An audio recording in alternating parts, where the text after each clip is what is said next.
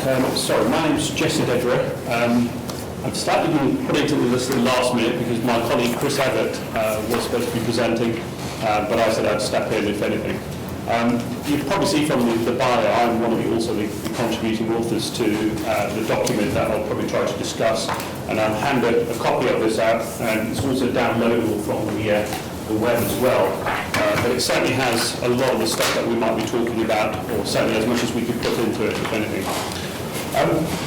Just to give you an idea, I come from an organisation that tries to sort of visualise what the future might be, out to 30 years. We do this part and parcel for defence planning, but it also serves for other purposes which I'll mention, things like obviously supporting other government strategies. So you can see some of the ideas there. What I then go on to show you is big development we've been seeing, and then finally finish off with some key issues on the science and technology. And that might help start some of the debate, if anything. The booklet, if you look towards the end, which is the science and technology section, that starts to sort of discuss some of the issues that we may have regarding the use of ICT and how we sort of augment or enhance human capability in there as well. So without further much delay, I think I've got 20 minutes, Kristen, is that? Pretty fine. Okay, good. Hopefully I'll go through this reasonably at a reasonable pace. 1, 2, so, right. Okay. All right. So what do we have? The Global Strategic Trends Programme. We've got the 4th edition. There were previous editions and we're up to what's in the 4th one, if anything. And as I said, it sort of articulates what the future might be in 30 years. It also looks at several key shocks and trends, but also identifies where possible risks are and what those implications might be for not just for government, but in general for society. What might we see as society? The other key thing is that we don't just, there's a sort of small team, I say, we don't just sit in our little rooms out in Shribnham. We're actually sort of asking the likes of yourselves, academics, professionals, also industry, to actually come and help us what they might think. So hence this is also part and parcel of the interactive process, because at the end of the day, we're not the fountain of all knowledge, and therefore we're always looking for what other people are thinking, saying, etc. We're trying to get a global perspective, and hence global, that means not just here in terms of a Western perspective, but equally what does the rest of the world think as well. And that's quite key, because sometimes we may think it in a different way, they'll have a completely different view, and we need to understand that particular concept in that way. The final point on here really is the independent process. Although the booklet and everything you see probably has an MOD stamp on it, it isn't policy. We are allowed the freedom to actually discuss all these things, and therefore we're not constrained by any policy requirements. What it does do is actually helps inform policy and also planning as well. Right, back into that, I think. Where does it fit in terms of the defence planning process? Well, you've got the GST4 document in previous versions, and what it's done certainly in the last 2 years or so is actually helped form the Green Paper. This is the Green Paper for the Ministry of Defence, and saying what might be the precursor to our SDSR, the SDSR being the Security and Defence, Strategic Defence and Security Review, which was carried out last year. So it's helped inform that, but also it's provided the information and certainly informed the national security strategy as well. So we've seen a variety of other government departments use this product as a means of actually helping them develop their own strategies, as well as obviously central government in terms of the national strategy. And when you read through the booklet, or if you look at it online, we use a certain type of language, and this actually identifies how we use the evidence base of the data that we've collected from people. And really what I draw your attention to is this sort of, as we call, cone of plausibility. And effectively, we sort of, certainly, I hope I put it politely, cut the world up into sort of 7 or 5 areas using this sort of PESTEL model, PESTEL being political, economic, social, technology. As I mentioned to someone earlier, legal we run the right way through now, and obviously there's an environmental issue as well. And from that we look at, obviously, there's shocks that occur, but what those trends will be. And we can give it a degree of certainty. So is it going to be plausible, is it probable, or is it, hey, this is really wacky and perhaps has a low impact, but might have a high probability of. So we've certainly framed the language that we use when we collect in the evidence base. And so as you'll see throughout the documentation, there's the likelihood, probable, will, etc., highlighted in bold, kind of thing. So that's the way we present our language and the evidence base. The document, this is the way the document's structured. It's got, at the top, as I mentioned, the world split up into these 5 areas of what we call dimensions. Then the key themes that came through those as we were coming to sort of develop our document, and then the ring road issues. And I'll sort of discuss very briefly on some of these, if anything. The key, some of the things that you need to consider here is obviously, certainly for this group, is innovation.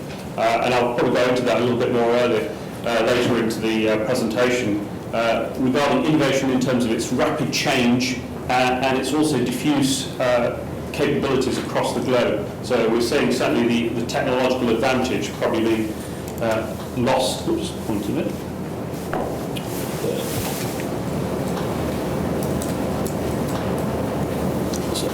We're starting to see the technological advantage being lost. So one of the key themes, globalization. Obviously, the world we live in is completely connected, as to say, but what does it help us do? Obviously, economic growth, and the key point here perhaps for the group again is the global communications. You know, are we all connected all the time, as many of us are with our laptops and Blueberries, etc.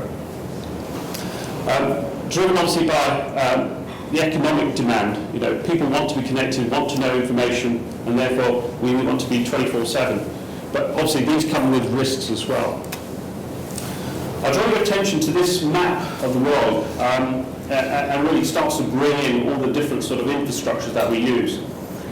This starts to identify what the possible global infrastructure there is. So the routes we have in terms of the various ports, the oil facilities, etc., the pipelines that go around the world, if anything. If I now start showing it, those highlighted areas actually show where the main sort of thrust areas are for that sort of connectivity or globalization in terms, especially for trade to occur. I'll start to show you some more pictures in a minute, and I just wanted to say, just remember that global picture. So one of the things we need to start considering is obviously global inequality, the people that have nots, if anything. A key issue here, sadly towards the end, which might sadly come into consideration of this group, is the sort of social exclusion and gender and generalisation issues.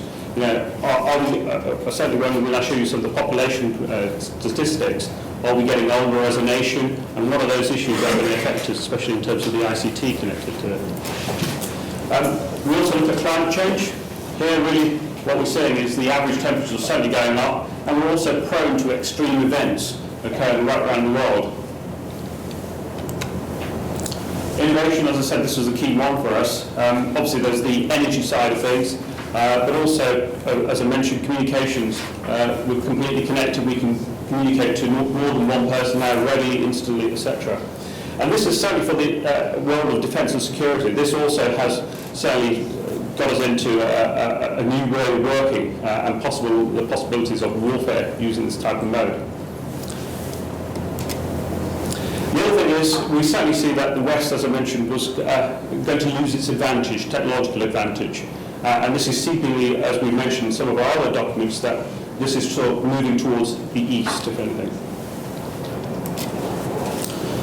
We mentioned about population. This is sort of the predicted sort of population growth for the world, I think out to 2050, if anything.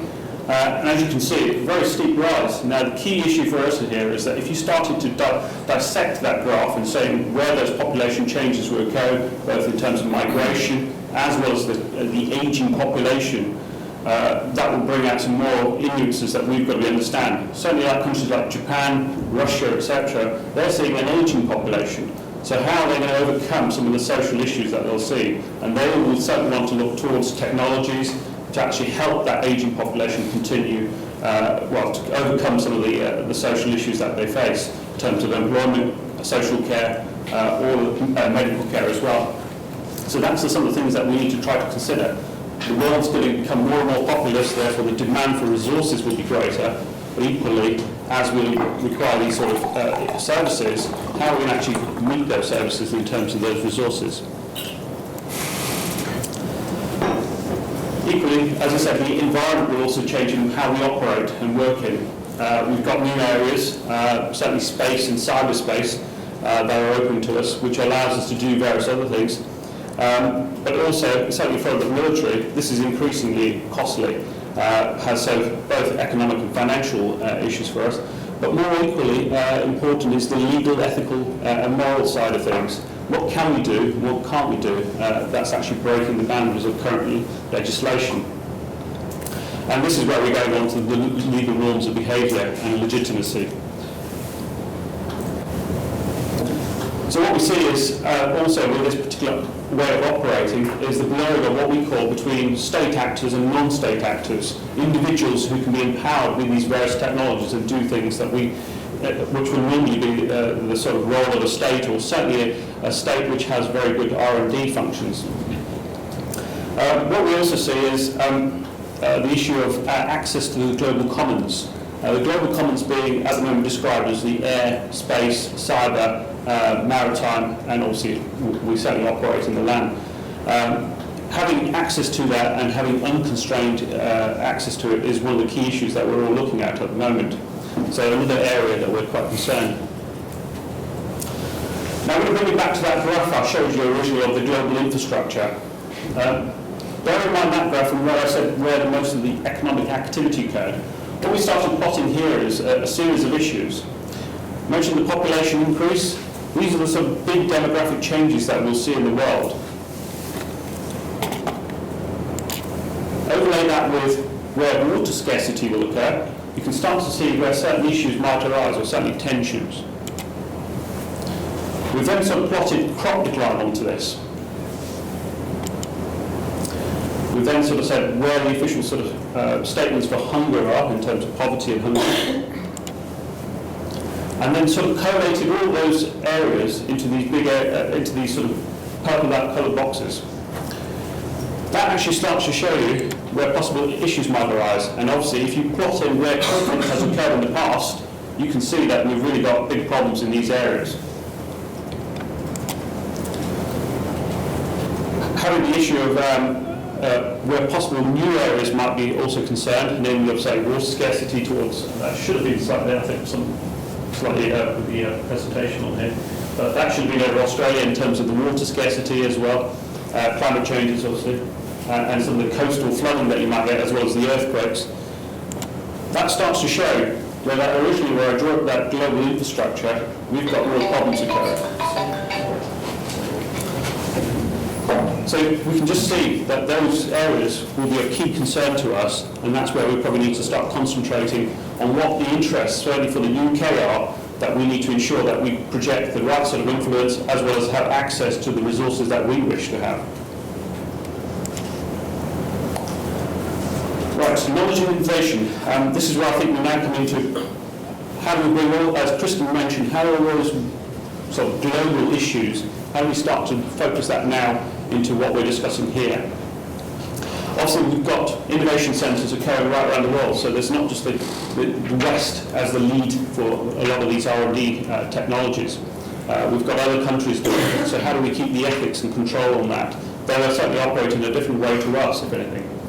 We've also got what we call breakthrough technologies, and I've listed the sort of the general ones here. Those certainly, in their own sort of individual areas, are fine. But when they start to coalesce and converge, that's when we really get the disruptive nature of those technologies. So whichever one you want to take two or more together, they start to provide new characteristics or new ways of working, and that's where the big disruption starts to occur. As I mentioned there, we've got ethical and cultural challenges, and those challenges will be certainly different to the way we operate here in the West, to the way perhaps they may operate in the East or other parts of the world. In terms of ICT, various issues we looked at was internet governance. I think sort of you mentioned governance in a broader sense, but this is governance in terms of identity, having some sort of trust regarding your communications, if anything. That's a key one for us. Certainly attribution and identity is another obviously closely related issue.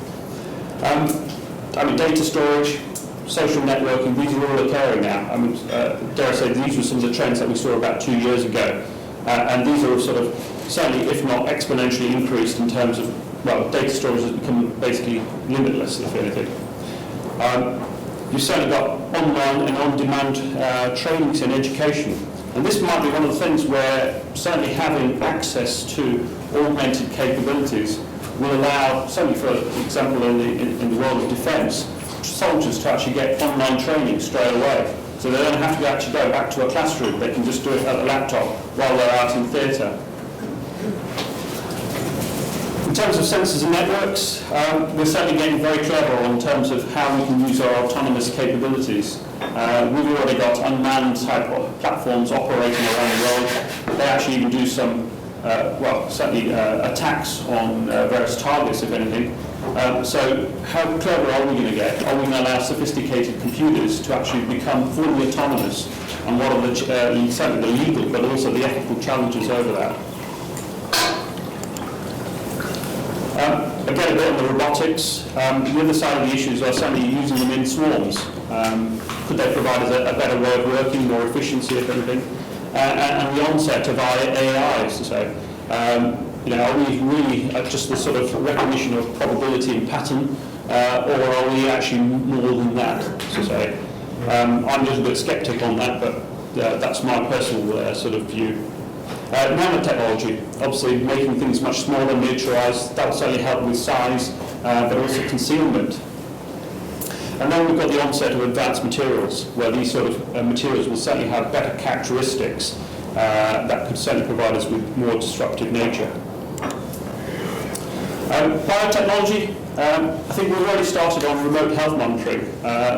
Certainly you can do it for equipment in the armed forces, and I'm sure we can start to do that on humans to monitor how humans are behaving, but also what is their physical condition. With the use of biosensors such as sweat, blood, are just merely examples where we've started to think, okay, if we can take those readings, we can then start to see what the condition of a soldier is. It's also, unfortunately, given us the sort of malignant option side as well, where we can start to develop bioweapons, and these could be inadvertently, obviously, also targeted to individuals, so hence profiled weapons, which can have a very dangerous aspect. In terms of the cognitive and behavioural science of the side, we've started certainly seeing the mapping of the brain.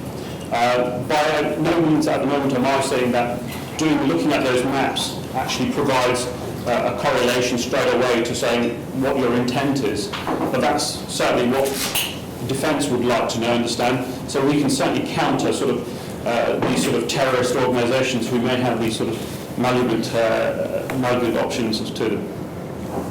But also, from certainly for defence, is to look at and understand how we can actually enhance physical capability as well as mental capabilities. Can we make sure that people can cram in more information so that when they can pick up certainly training courses and to use those training courses straight away to learn new skills and education?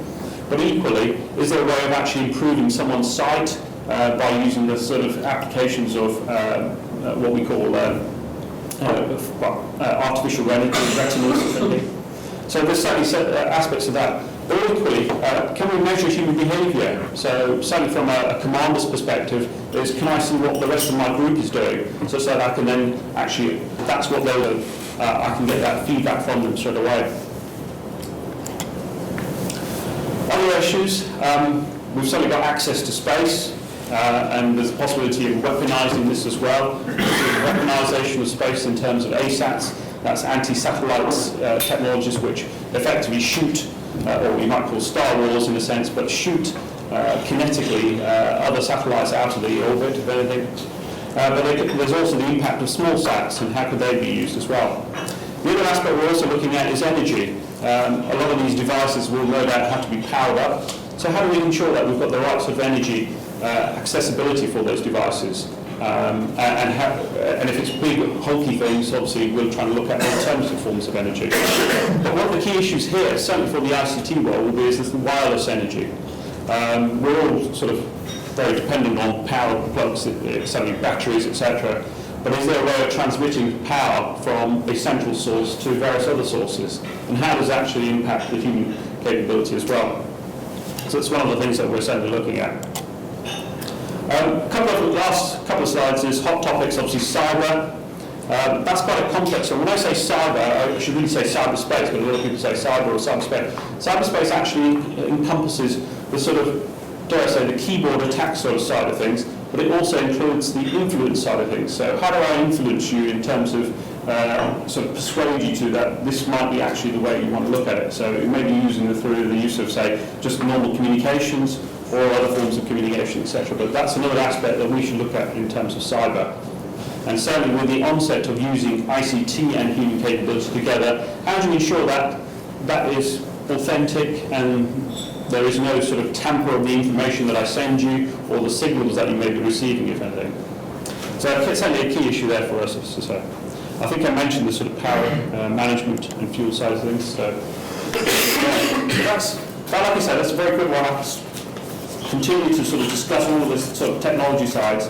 But I think that's what you wanted, a sort of what are the global perspectives and some of the science and technologies that we may be seeing in the future. Thank you very much. I'm going to open the floor, so if anybody wants to ask any questions, I will.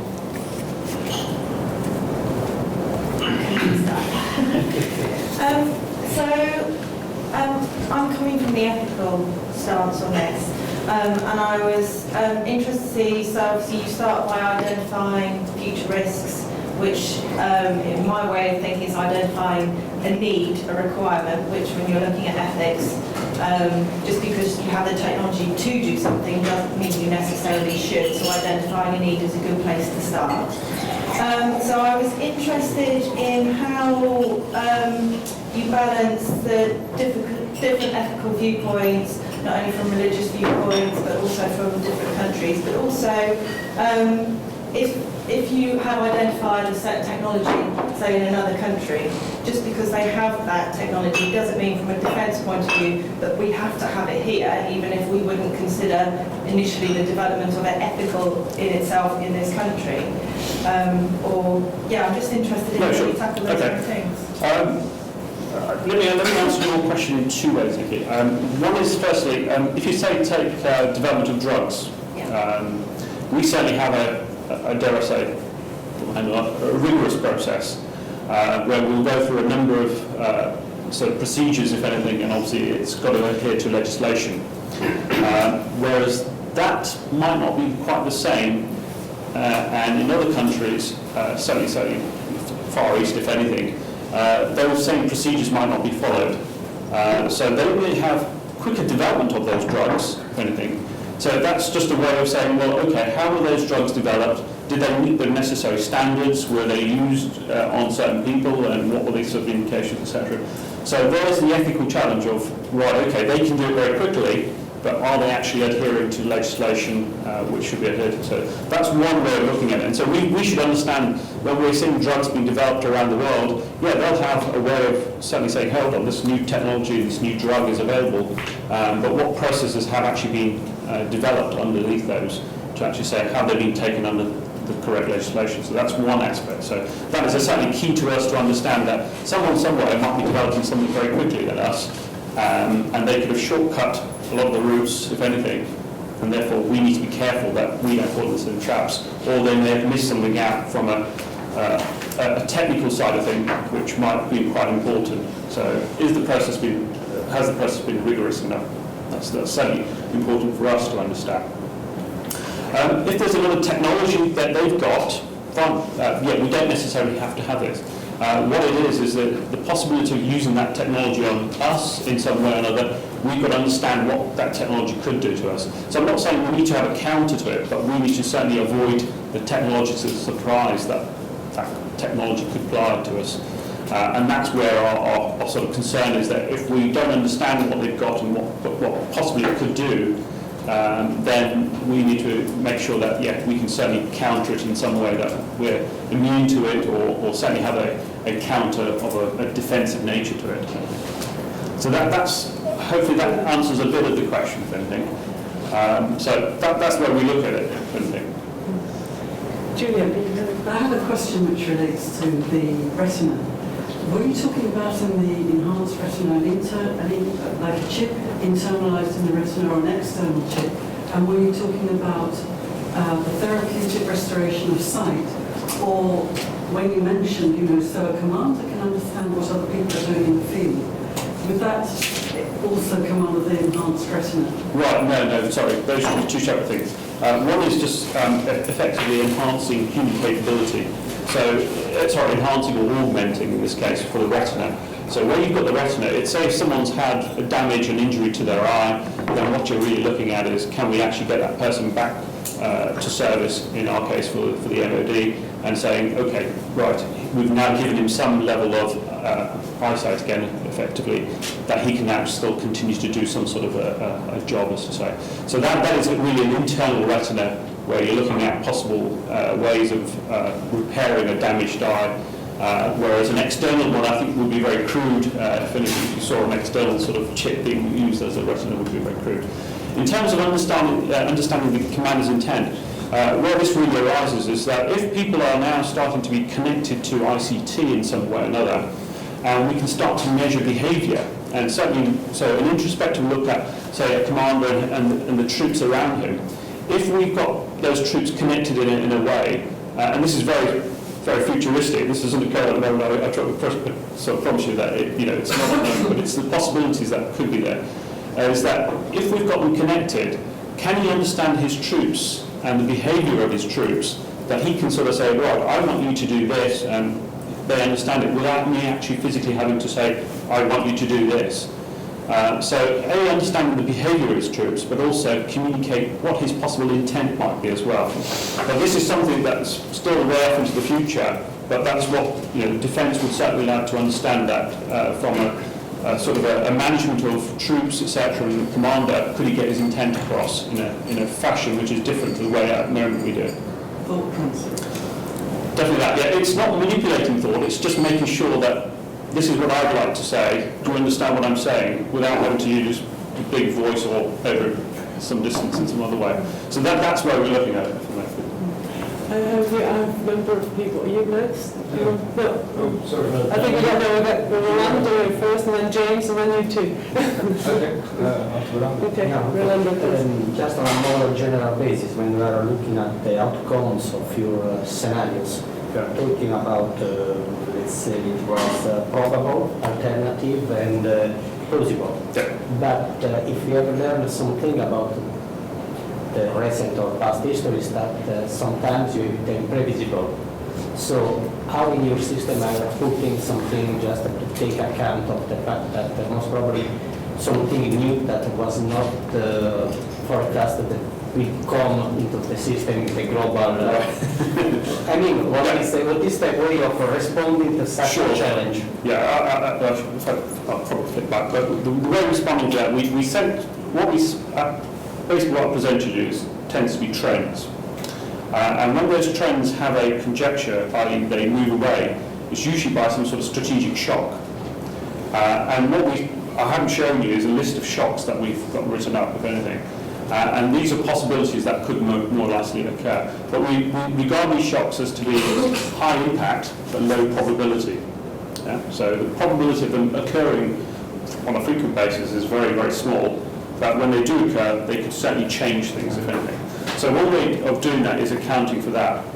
The other way is obviously when you look on the other extreme of the general trend, and that's more or less where it's likely to be of low impact but highly probable. So hence you're more or less understanding what the trend is doing, and it's not going to change huge amounts, but you know the direction that trend is going, if anything. But you could possibly have, as you've probably seen the document, where we've got risks, and where those risks might do is actually identify where there might be possibilities where a shock might occur and changes might occur, mainly because due to the certainly demands of the social sort of aspect of things, or if there's a financial changes in the world, if anything, that might certainly drive those things. So that's how we probably do it, if anything. So it's a bit of a long-winded answer, but you've got the strategic shocks, and then discuss certainly in the risk side of things. And if we do miss out something, I'm afraid, at the end of the day, well, I can't predict you what the lottery numbers will be or something like that. It's merely a way of visualising what we might think the future would be. James, the you next. we've worked with much of the same people, so a lot of the language is very similar. And one of the things that keeps coming up over and over again is that many of the actors who may in fact be at the cutting edge of these technology are not large state actors, but are much smaller. So it also offers a tactical threat rather than just a strategic one. So of course some of the shots will be modeled in that way. But the other point is actually an ethical point that you brought up, and I was going to ask how you feel about this. Increasingly what's happening is we're not really just the West and the rest. We really have to engage that many of the actors would be able to now utilize these forms of biotechnologies, work under a very different set of ethical rubric. And so as a result, some of the Western ethical constructs that we're used to saying as being normative might not apply at all, and that definitely changes the entire tactical framework. How do you engage that?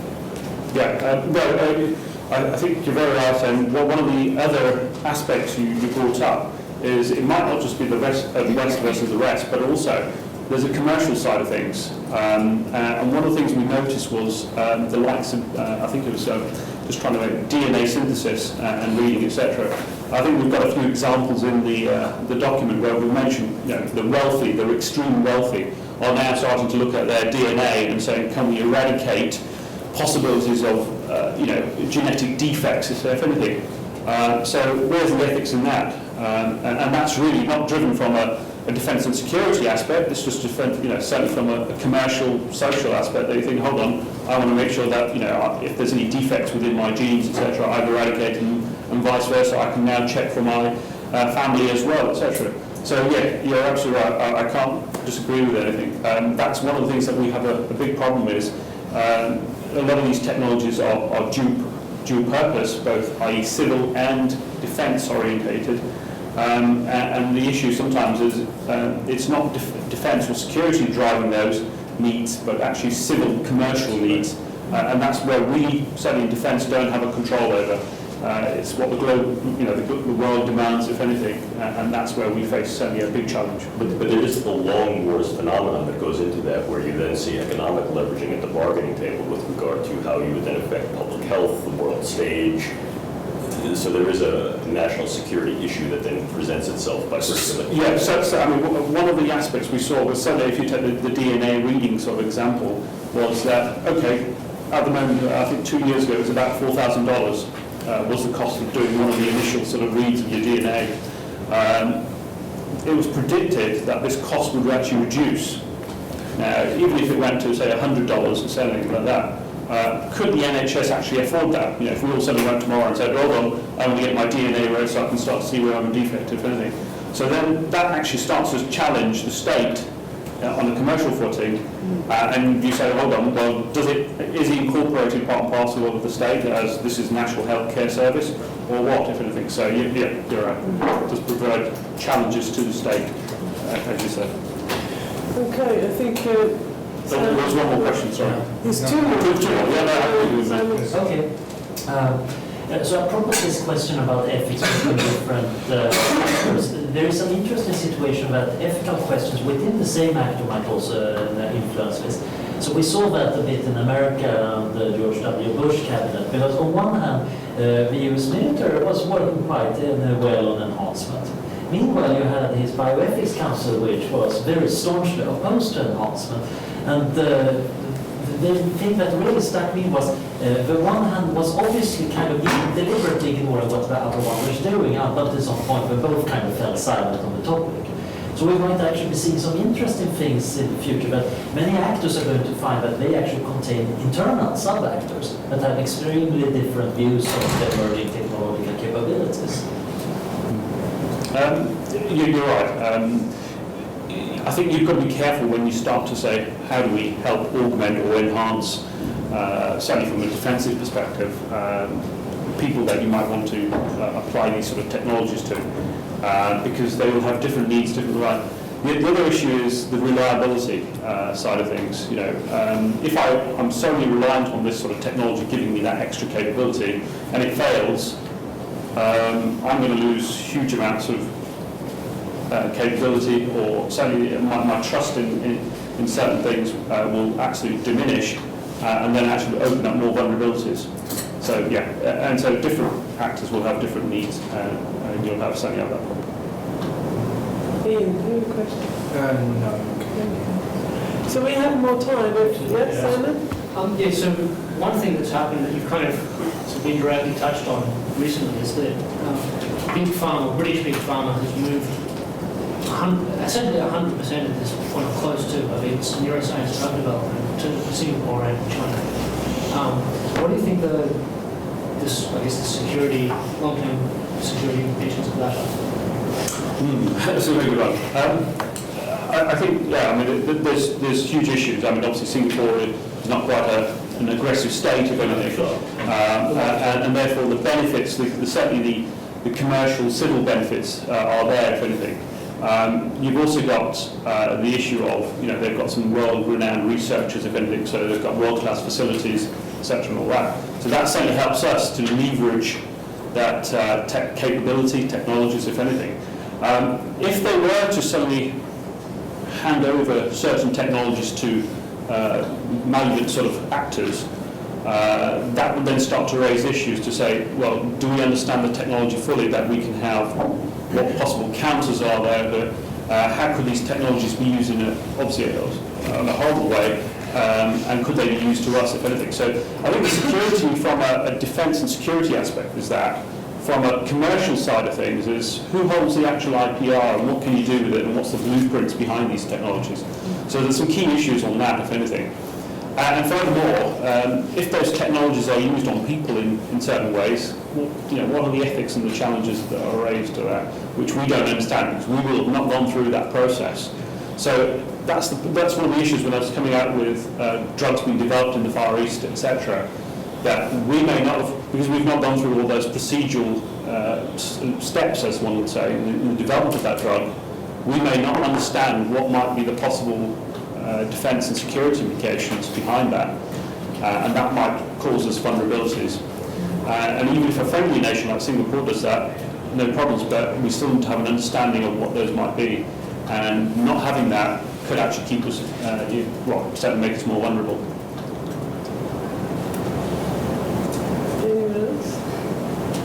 Yes? Yeah, you're talking about the potential threats to these, but of course anything that has a potential threat also possibly has a potential great benefit. And so one of the things that maybe I've just not really quite called to is how you actually manage that balance in the future, because you don't want to prevent something that could be a benefit. So it's really just a question of how you control it, or I don't know what the answer is, but do you actually look into that as well?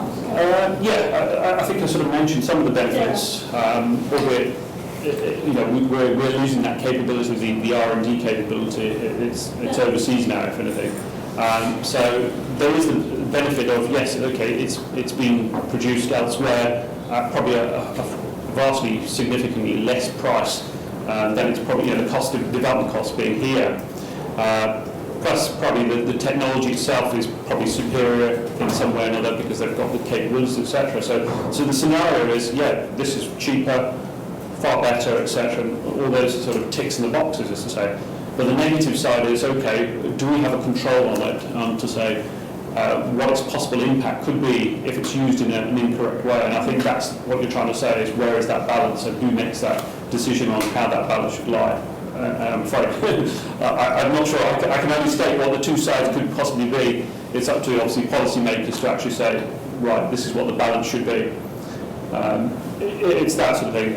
Plus, I think the longer-term problems as well, you might see, is that, obviously, if a lot of these technologies are developed abroad, what about our own industrial base here? How do we lose the capability, and what impact does that have? Not just from a manufacturing production side of things, but also actually just the knowledge of that product itself. And that causes a concern in terms of, we lose that scientific base as well.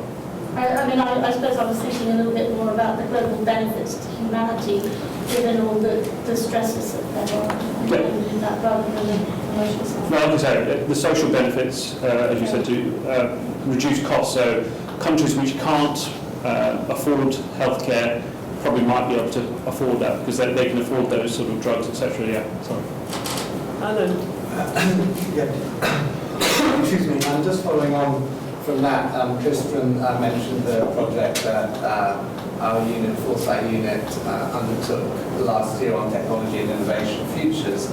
And there were two main parts to that. One was quite a large annex with quite a lot of research in it, which Vistron published a couple of tables from. That was sort of 200, 250 pages. But then there was a shorter kind of summary report, if you like, which is this one, which attempted to identify from the research, but also a number of workshops with quite senior academics and people from industry, identify from all of this fantastic research going on in the UK and elsewhere what potentially would be some of the principally commercial, but not just commercial benefits for the UK in 10 or 20, between 10 and 20 years from now. And I was just thinking in the context of this, obviously in this final report, we were encouraged to kind of focus on a few areas that offered opportunities for growth in the UK, particularly given the context we're in at the moment. That was something that we were encouraged to do. Now, enhancement technologies, even though they figure in the annex, they're not in that section really. And I suppose the question I'm asking myself here is how come they didn't get there? Should they have been there? And if this community believes that they ought to have been there, what are the ways that that debate can happen in such a way that it gets on the radar more in a positive sense, both commercially and for other reasons? And the first thing I should say is, what ended up in the report was very much based on the workshops and the 150 people who were at the workshops. And obviously there's some sort of bias there in terms of the people who were there and who were speaking. That's almost unavoidable. We were listening to people rather than deciding for ourselves.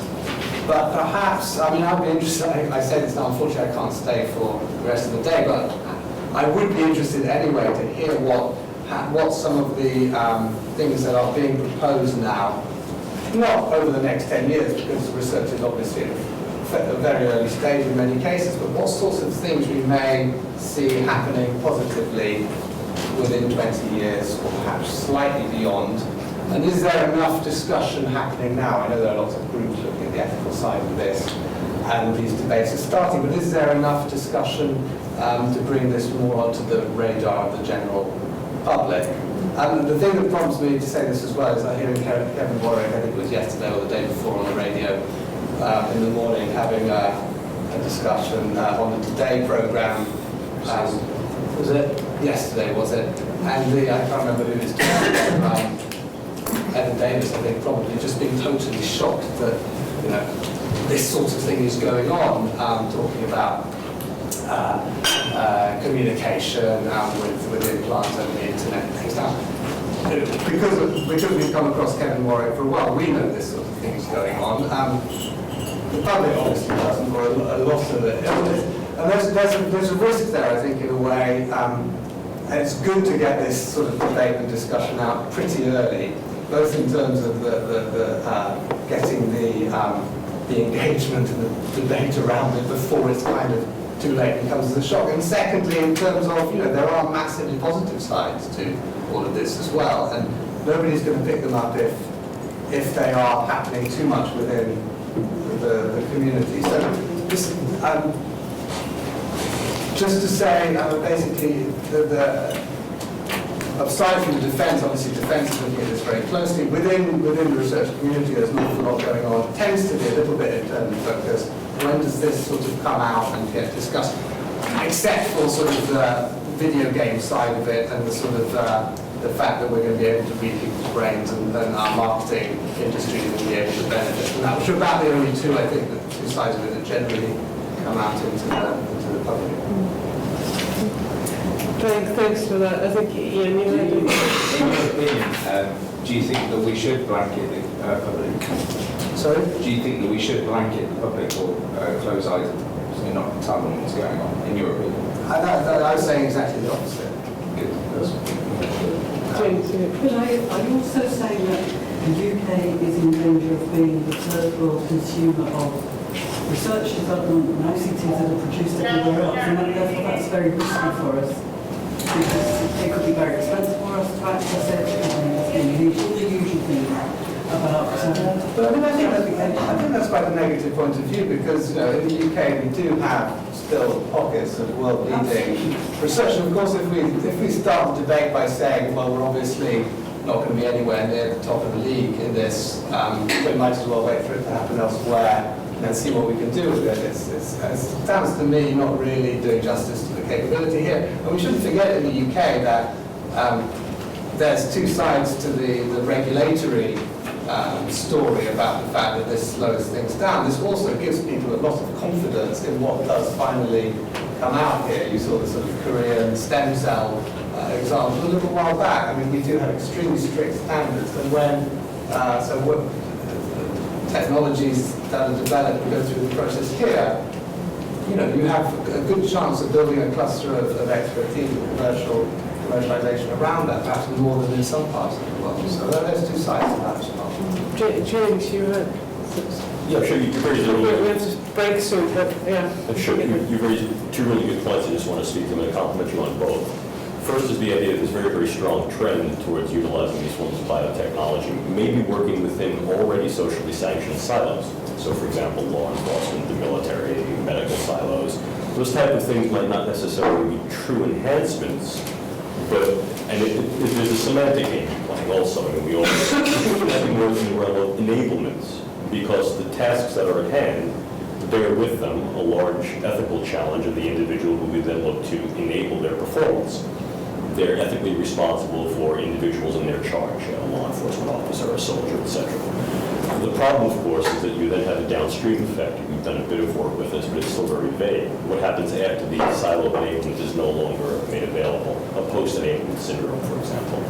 The other issue is how do you inform the public? So the level of transparency is a very, very difficult vault, which you've addressed as well, and it's also in your report, and I compliment you on that. Because there has to be some level of shepherding. I mean, there is once you bring the public into this very, very cutting-edge scientific discourse, there's an increased level of responsibility because you've de-siloed that which then characteristically occurred within the ivory tower.